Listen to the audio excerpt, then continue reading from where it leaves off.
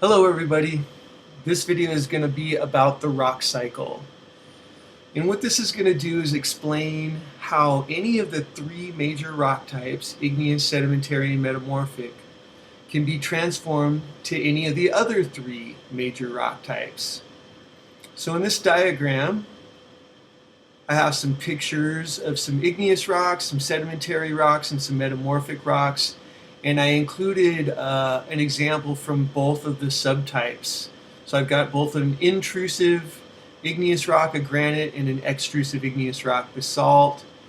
For sedimentary, I have a clastic sedimentary rock, shale, a chemical sedimentary rock, limestone. And then over here for metamorphics, I have a foliated metamorphic rock, schist, and a non-foliated metamorphic rock, marble. So what the rock cycle does is it just explains how this can happen. How can we change an igneous rock into a sedimentary rock, and a sedimentary rock into a metamorphic rock, and a metamorphic rock back into an igneous rock again. And there are really three processes involved with this. And you could probably imagine how this could work, especially with regard to an igneous rock. For example, Table Mountain is a big, giant basaltic lava flow that's over by Oroville, and it is undergoing weathering right now as we speak. Okay, it's weathering. That rock material is eroding. It's being transported by the Feather River, ultimately into the Sacramento River, and it's deposited offshore in the Pacific Ocean. And that sediment is piling up and ultimately turning into shale. Okay, so as we speak right now, there are igneous rocks that are slowly transforming into sedimentary rocks. And you know, in Northern California, in the Cascade area, there is a trench, a subduction zone that's full of shale and other sedimentary rocks. And as that material gets subducted, it's getting heated and undergoing pressure and transforming into some type of metamorphic rock, maybe a schist, maybe phyllite or slate or something like that. And then when those rocks get deep enough, they can melt and ultimately become igneous rocks again. Okay? And this can go the other way too. It's perfectly valid for a granite or a basalt to get metamorphosed and turned into a metamorphic rock.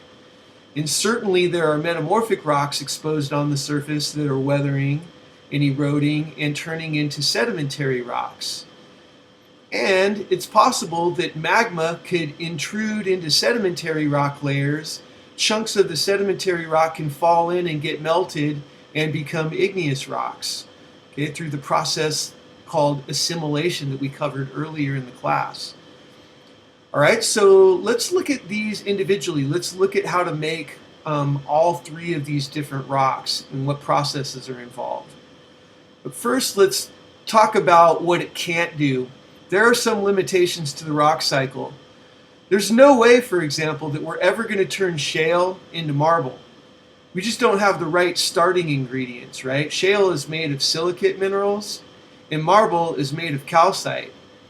So I can't make a specific sedimentary rock into a specific metamorphic rock per se.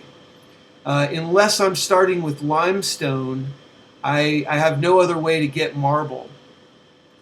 Right? No matter how, even if I melt marble, well, if I melt marble, I'll get some sort of an igneous rock, but it won't be granite and it won't be basalt. Okay? It'll be a different igneous rock. So we just kind of have to be careful and know that they're not fully interchangeable. We can't take any specific rock and make it into any other, right? I can't take a basalt and make it into marble. No way to do that because I have the wrong elements, the wrong starting ingredients. Okay, so keep that in mind. So what we're talking about here is just in general taking an igneous rock and making it into sedimentary. In general, taking a sedimentary rock and making it into some kind of metamorphic rock. All right, so let's go down here and let's look at how to make a sedimentary rock.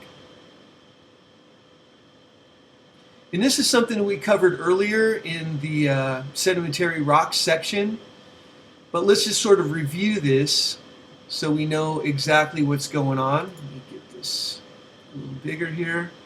So all rocks exposed at the surface are undergoing weathering. And that includes both mechanical and chemical weathering processes, right? So oxidation, dissolution, things are dissolving.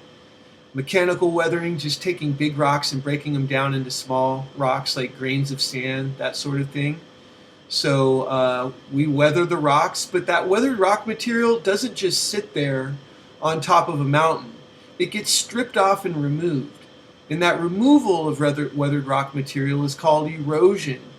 Okay, so usually gravity combined with running water or wind removes that rock material from the surface. Okay, so that's what erosion is all about. And then it gets transported. So that eroded rock material, sand, clay, silt, even dissolved ions, gets transported, usually by streams, but it could also be by wind or even glaciers. Okay, and it's just going to be moving down slope. Where? To some sort of depositional environment.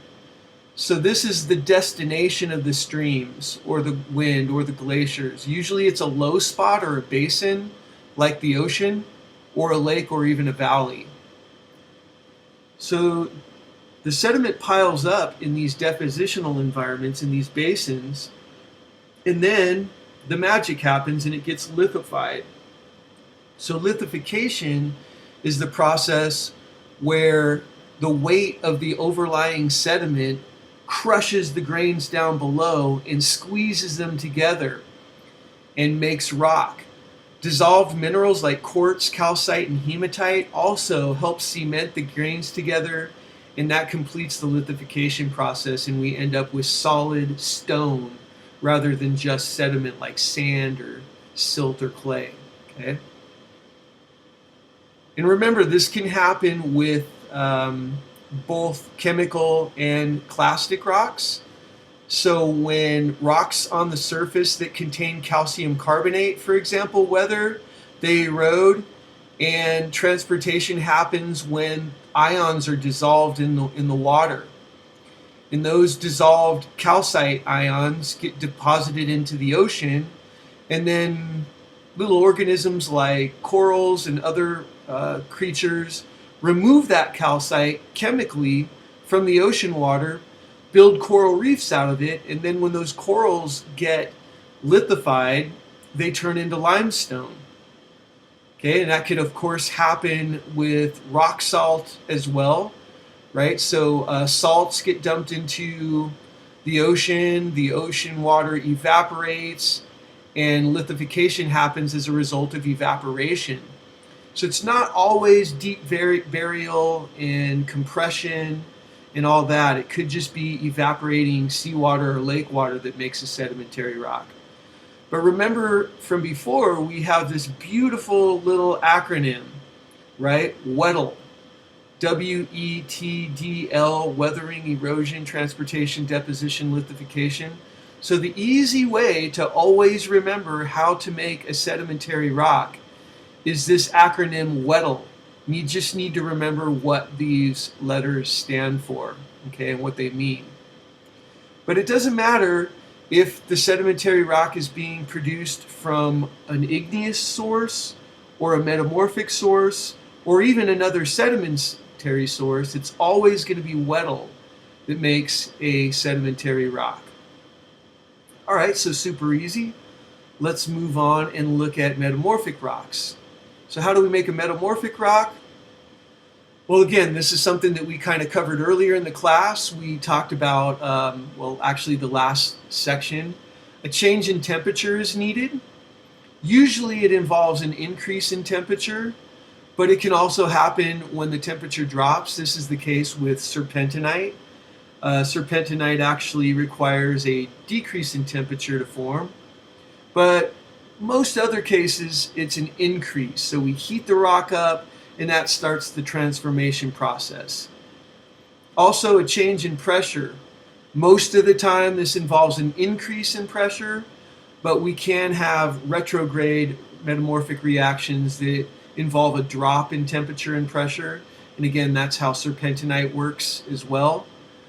But usually we heat it up, we squeeze it, and then we add some chemically active fluids. Usually there's water in the system, and water facilitates the movement of ions into new locations to create new minerals.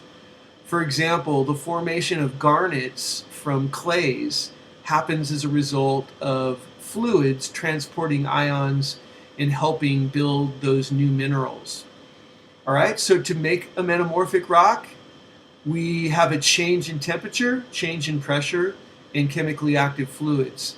So easy way to remember, just a change in TPF, change in temperature, pressure, and fluids. All right, let's look at igneous rocks. Even easier for these guys. So there's only really two processes. We have to melt rock, right? That's the definition of an igneous rock, is it forms from the solidification of molten rock material. So this is going to happen in tectonic environments like the mid-ocean ridge, where we have decompression melting. It could happen at hot spots like in Hawaii. And of course, it can happen in subduction zones where we have a volcanic arc, right? So all of those places are areas where we can melt rock and ultimately produce igneous rock. But of course, that magma has to eventually freeze or cool and turn into stone. And this can either happen rapidly on the surface to produce an extrusive igneous rock like basalt, or it could happen slowly underground to form granite or some other intrusive rock. So solidification just means the creating of a solid rock from molten magma. And that's really all there is to igneous rocks. And they all form as a result of this process, regardless of what the source is. So let's revisit the rock cycle diagram here and look at what's happening. So again, every arrow that points to igneous rock involves melting and solidifying. Even if that source is metamorphic, if the metamorphic rock ultimately melts and re-solidifies, it's going to create some sort of igneous rock. If the sedimentary rock melts as a result of assimilation or some other process, it's going to produce an igneous rock as well. Every time we make a metamorphic rock, it's going to happen as a result of a change in temperature, pressure, and fluids, regardless of whether the source is igneous or sedimentary, right? Basalt, for example, if I increase the temperature and pressure a little bit with some fluids, I can make the metamorphic rock greenstone, okay? If I metamorphose shale, I'm going to make schist or phyllite. If limestone is metamorphosed, it makes marble, right? It doesn't matter what the source is, it's always as a result of a change in temperature, pressure, and fluids. Sedimentary rocks, doesn't matter where it comes from, could be igneous or a metamorphic source, it's always going to be wettable that makes the sedimentary rock, right? Weathering, erosion, transportation, deposition, and lithification there. All right, well, what happens when a sedimentary rock weathers? What does it ultimately produce? Well, it makes another sedimentary rock. And what happens when an igneous rock melts, right? It's perfectly possible and likely, and it happens a lot actually, where granite is melted by an incoming mafic pluton and it transforms into another igneous rock. And there's nothing stopping a slate or a phyllite from transforming into a schist or a gneiss with increased metamorphic intensity, right? Increased metamorphic grade. So it's possible that these rocks can actually turn into new versions of themselves, okay, for all three of the main rock types. So let's take a look at how to make a sedimentary rock from a sedimentary rock. So here's a little explanation. Wettable is happening right now in the Grand Canyon, right? So here are some beautiful sedimentary rock layers, some sandstone layers here, and they are eroding, and that sediment is being transported by the Colorado River here. You can see that it's nice and muddy, loaded with clays, silt, and sand. And the Colorado River is ultimately dumping into the Gulf of California, or at least it's trying to, when there's enough water for that to happen. And then this sediment is being deposited and building up and eventually forming sandstones and, maybe shale someplace else, okay? So weddell is happening right now in the Grand Canyon. And as I just mentioned, it's totally possible to create a different metamorphic rock from an existing metamorphic rock. For example, if I have a slate and I increase the metamorphic grade, that slate, that metamorphic rock, can turn into a higher grade metamorphic rock like schist or even gneiss. Okay? Now, granite plutons can intrude each other also, so it's possible for granite to get melted by a hot pluton from down below, and chunks can fall in. In this diagram, it shows folded sedimentary rocks being intruded by magma. And we talked about this before in the igneous rock section, but when chunks of rocks, of the surrounding rocks, fall into a magma chamber, it's called assimilation. And a lot of times these chunks will actually melt. So we're taking sedimentary rock and we're melting it, and then when it solidifies, it will be part of this igneous rock. So this is a way to take sedimentary rock and turn it directly into igneous rock. But this can happen if, instead of sedimentary rock layers that are folded like this, these could be granite plutons up here, and this could be mafic magma that's doing the same thing, that's causing chunks of the granite to fall in and melt. So in that case, we would be taking igneous rock and melting it, and when it solidifies again, it will be a different igneous rock. So a more complete version of the rock cycle would look like this. Okay, so we can see that not only does this melt and solidify process happen when it comes to sedimentary metamorphic rocks, it can actually explain how a granite can turn into a different igneous rock. Okay. Same thing with metamorphic rocks here, right? I could take a low-grade metamorphic rock, heat it up, add more temperature and pressure, and turn it into a new metamorphic rock. Just like the Grand Canyon, a sedimentary rock can turn into a new sedimentary rock as a result of weddell. Okay, so they're all kind of related. Again, I can't make a shale into a marble, but I can certainly make a shale into some sort of metamorphic rock, right? Like maybe a phyllite or a schist or even a gneiss, okay? All right, so let's look at how this would work in a subduction zone. Let's apply the rock cycle to sort of a more realistic process that happens on Earth here. So let's just start over here. We've got the trench right here. We've got a subducting oceanic plate, and this looks like continental material here. So it looks like it's an ocean-continent convergent boundary. Here is the volcanic arc right here, so let's start with this. So we have igneous rocks exposed on the surface here, right? So volcanoes and maybe even some plutons that were exposed as a result of uplift and erosion.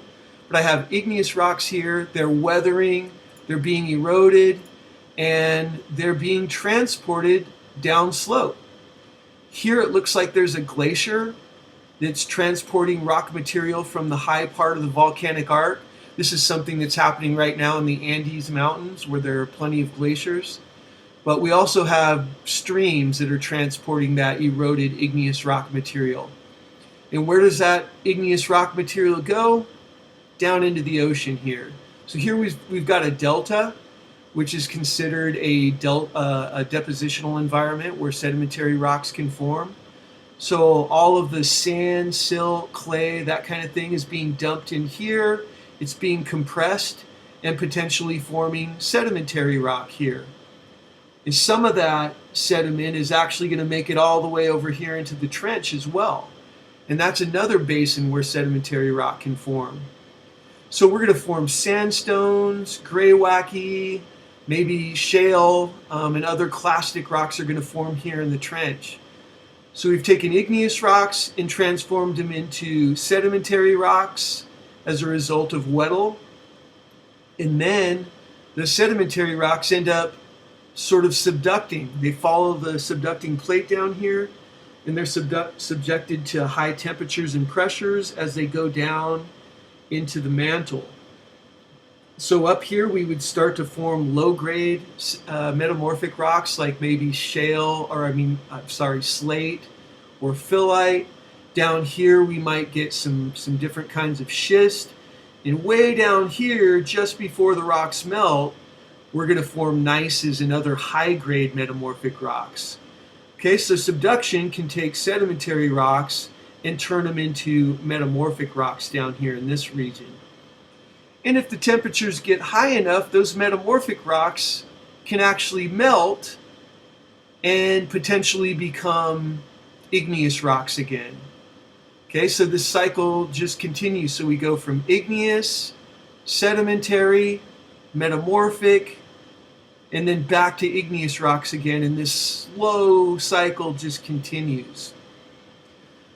Some other considerations are, who knows what this gray rock is here. This is some sort of pre-existing continental crust right here. So this might be, say, metamorphic rock in this area. And if this gets uplifted, that metamorphic rock will erode away right here and become sedimentary rock over here, go back down, and eventually become metamorphic rock again as that stuff gets subducted, and then maybe turning even into igneous rock. Okay, so it's possible to go kind of both ways here. And maybe originally some of this was actually sedimentary, and when these plutons came up, some of that sedimentary rock dumped into the pluton and melted to form igneous rock. Okay, so a subduction zone is kind of a nice way of seeing how the rock cycle actually works in the real world. All right, thanks for watching, everybody. I hope that was helpful.